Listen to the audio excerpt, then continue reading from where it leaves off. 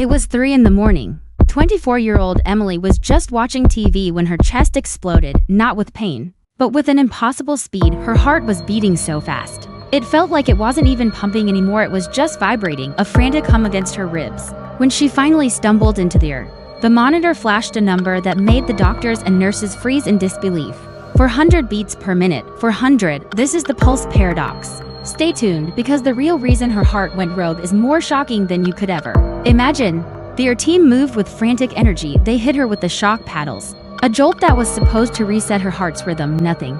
They pumped her veins full of powerful drugs, the strongest they had. Still nothing. After what felt like an eternity, the episode subsided on its own, leaving everyone baffled. But it wasn't over. It came back days later, then again weeks after that.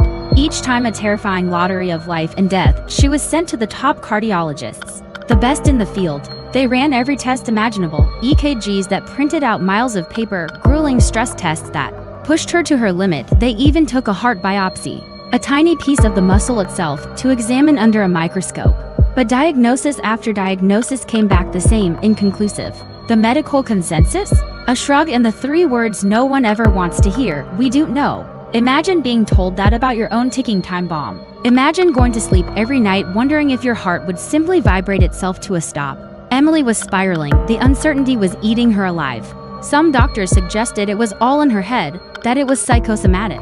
They prescribed her anxiety medication and told her to try and relax, but Emily knew her body. This wasn't anxiety. This was something real, something physical and terrifying.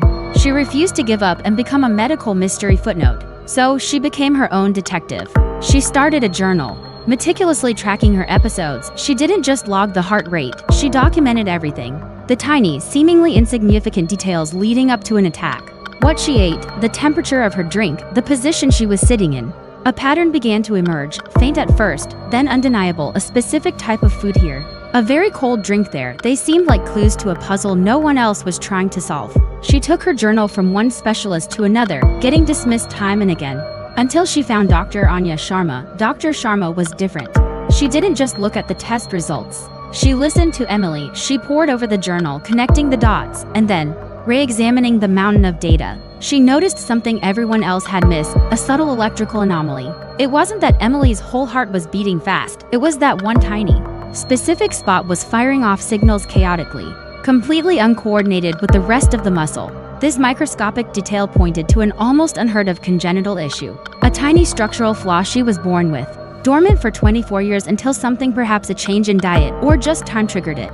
It wasn't a time bomb, it was a faulty switch. The solution wasn't more drugs or shocks. It was a highly specialized procedure called an ablation, where a surgeon could go in and essentially cauterize that one misfiring cell. They went in, found the exact spot Dr. Sharma had predicted, and neutralized it. Emily's heart has beaten perfectly ever since. The pulse paradox was solved.